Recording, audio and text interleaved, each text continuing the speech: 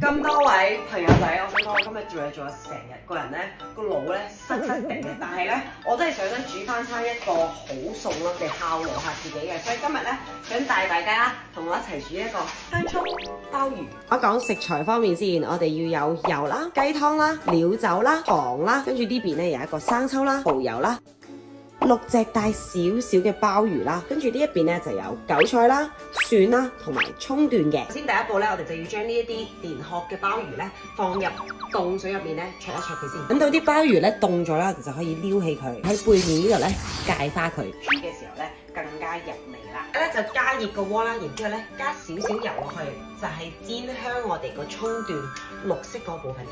跟住咧，我哋就開始調味啦。首先咧，我哋就加適量嘅雞湯啦，再跟住咧就係糖啦，最後咧就係蠔油啦。然之後咧，我哋就加入啱啱葱段，之後咧就可以加入鮑魚啦，再加少少酒，加入咧我哋啱啱較好嘅調味料，炒到咁上下咧，我哋就加翻啱啱炒過嘅嗰啲葱嘅綠色嘅嗰部分。咁樣咧，我哋就快速炒翻勻佢啦。